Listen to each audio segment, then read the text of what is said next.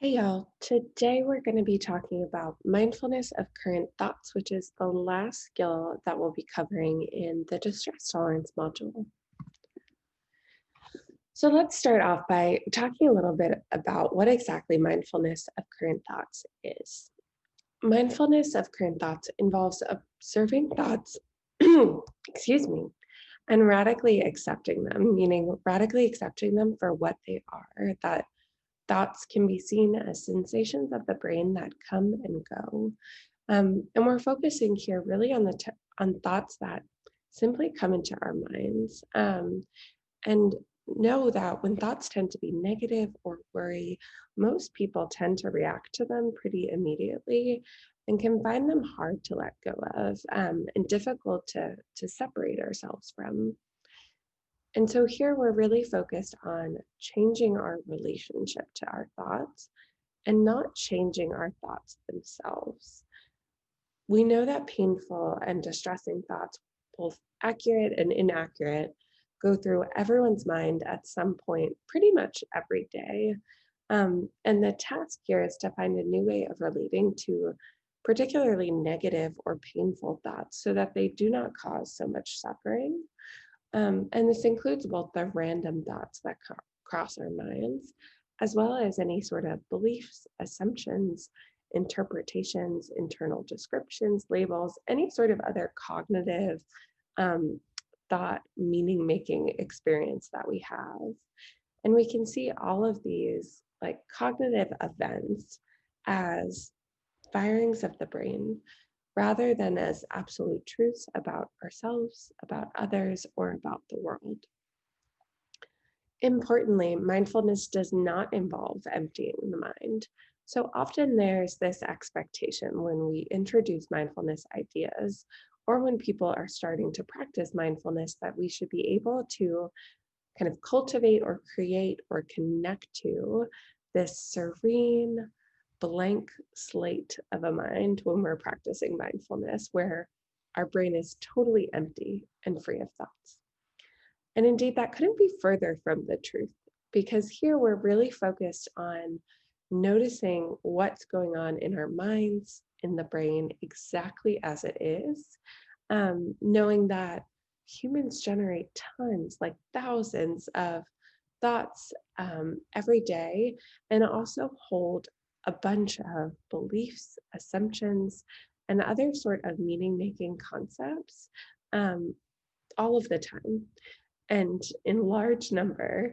And so our goal wouldn't be to suppress or necessarily change the content of our thoughts, um, but rather to simply notice what is going on in our brain and to allow thoughts, especially these kind of negative, painful, or inaccurate ones, to come and go, to enter our mind and leave our mind. And letting go, I'll say, of thoughts is not the same as pushing away, though this can be a fine and confusing distinction for a lot of folks. That letting go of our thoughts means letting go of kind of the attachment to them, to feeling attached to thoughts as absolute truth, as things we necessarily need to act on or react to or respond to. Um, Whereas pushing things away can feel like more actively like taking an effort to hold off, block, suppress, avoid having a thought. And those efforts to suppress or push away, block thoughts out, tend to make things more challenging, which we'll talk a little bit about next. Whereas allowing them to be as they are, coming and going, tends to be quite helpful and freeing. So, why practice mindfulness of current thoughts? We know that trying to suppress or avoid our thoughts tends to make them worse. Worse meaning more intense, more frequent, harder to ignore, and overall more impairing or more impactful on, say, our mood and our behavior. Um, and so, to understand this idea, just for a moment, I want you to really try your best not to think of a jelly donut. I don't want you to think about how the donut tastes, how it looks, how the sugar feels in your hands.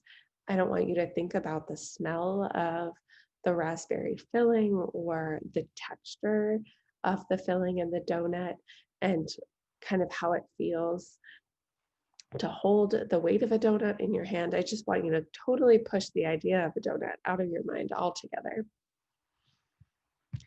Usually, with that exercise, with that practice just now, trying to suppress thoughts, individuals, myself included, find it's really hard not to salivate, to think really hard about the donut, to really vividly kind of feel its taste, its presence. And the same thing happens when we try to often push away like negative thoughts, worries, kind of the thoughts that come into our mind that we most want to avoid. We can find a similar thing happens where it just kind of amplifies the intensity and the frequency of that thought. And as a result, allowing space for painful thoughts and feelings tends to be a really effective and core component of a lot of our psychological treatments. And this is really closely tied with this next point, which is that unnecessary suffering is often the result of our thoughts, at least in some part. And that is especially the case when we treat thoughts as facts. We can add a lot of extra suffering to pain. And on the flip side, observing our thoughts, kind of not treating them as facts, not taking them as absolute definitive truths, especially when painful thoughts come up, can give us distance from thoughts, distance to observe that we are not our thoughts and our thoughts are not absolute truths about ourselves, about others, or that our experiences. And this can allow us to connect with the fact that we are not defined by our thoughts or by others' thoughts about us. And most people really struggle with this point. I know for myself, like this is still a work in progress, that kind of the struggle that we can identify really strongly with the thoughts we have about ourselves or our experience can lead for most of us for it to be pretty difficult to separate ourselves from our thoughts.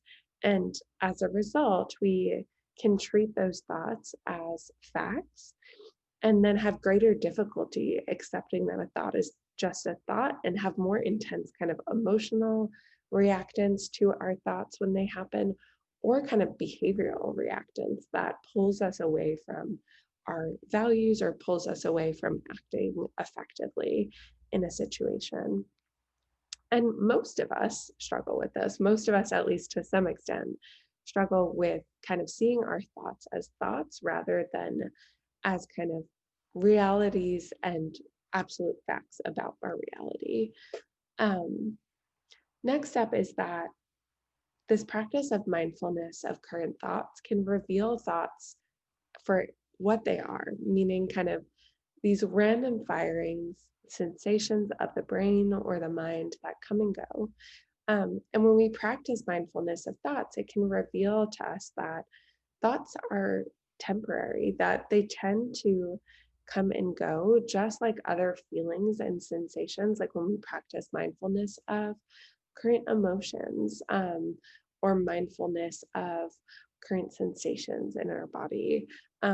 We can observe here too that when we aren't holding to thoughts, when we aren't connecting to this feeling of kind of attachment and gripping on thoughts, that we can see that thoughts naturally really tend to ebb and flow, to come and go in their intensity and just presence at all. And to this effect, a thought might come back pretty often, especially the ones that we find most sticky for ourselves.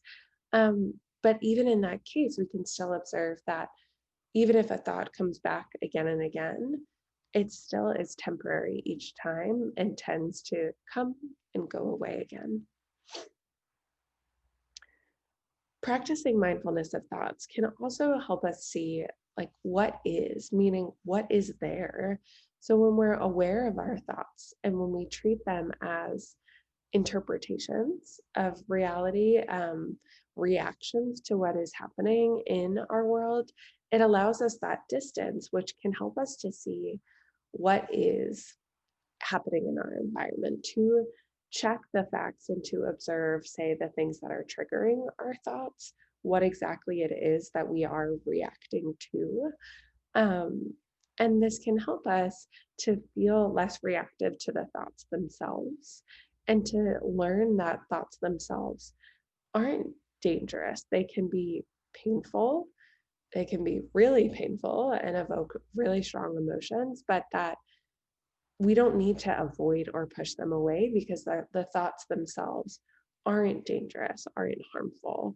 And the more we allow space for thoughts, especially painful thoughts, the more that we're able to learn that we actually can tolerate those thoughts, that we can handle even the most painful or upsetting and difficult thoughts that enter our mind. It's really important to emphasize here that this practice of mindfulness is really difficult, especially when we start kind of trying to flex and develop this muscle. Um, but the end goal here is that mindfulness of current thoughts is really freeing.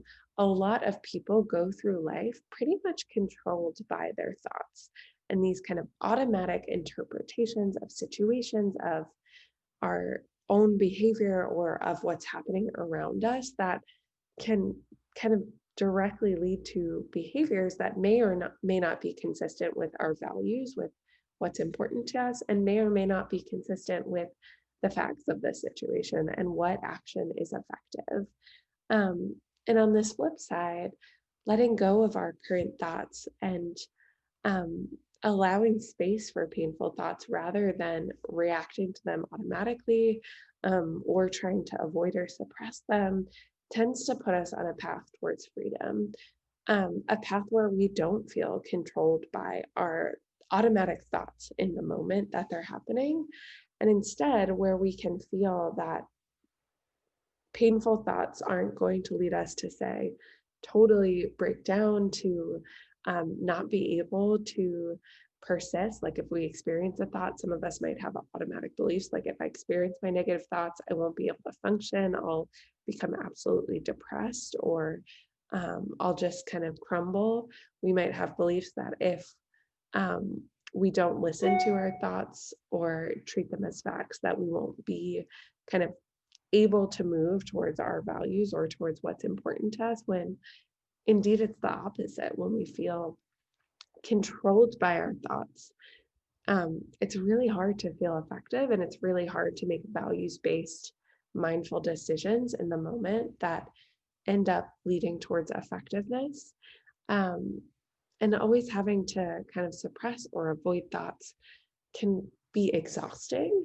It can be really tiring, and also is a form of being controlled by our thoughts and having our thoughts rather than our values and kind of our desires for ourselves and for our relationships, for our lives, and what is a life worth living, be the guiding compass. Instead, our kind of automatic thoughts become the guiding compass. So how do we practice mindfulness of current thoughts? Open up Distress Tolerance Handout 15 if you have your binder accessible. It has the step-by-step instructions that are laid out here available to you as well. And so going step by step, you're welcome to practice this as I narrate kind of each part of practicing mindfulness of current thoughts.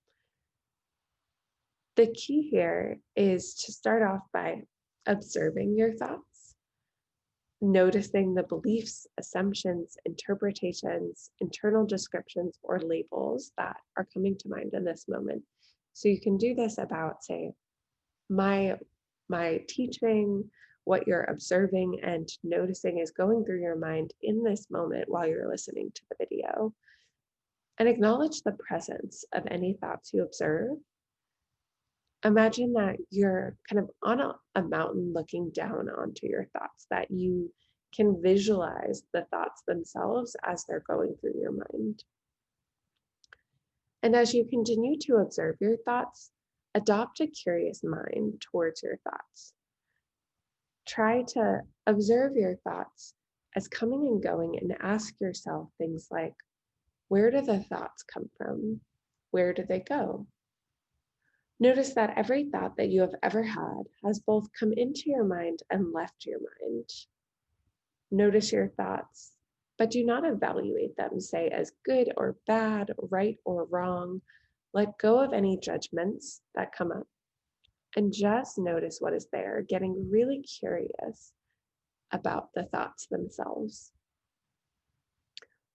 Take a moment to remember that you are not your thoughts, that you have had thousands and thousands and thousands of thoughts, and they have come and gone, but you have stayed here the whole time.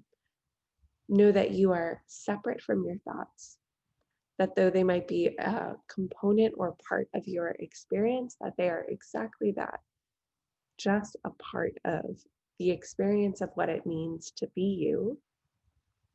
And don't try to block or suppress, avoid, or change any of the thoughts in this moment. Don't try to get rid of any emotions or reactions, judgments that come up.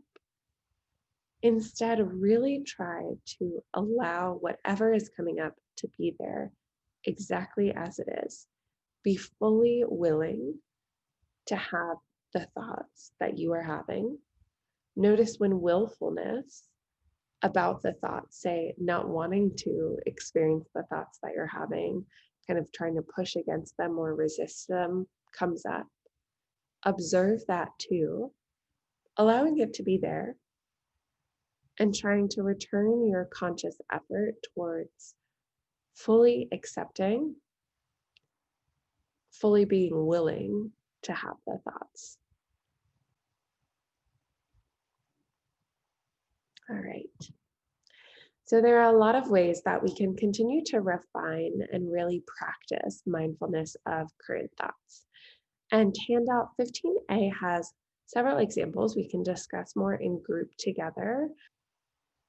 But feel free to take a look before then and to circle any practices that you feel like you would be particularly interested in to, say, practice mindfulness of thoughts by observing them, by using words, voice, and tone, by opposite action to the thoughts and the urges around the thoughts, by imagining, kind of using imagery to imagine your mind as, say, a sky or a river, or any ideas you might have of how you can connect with this practice of mindfulness of current thoughts. And we'll talk about that more when we next meet.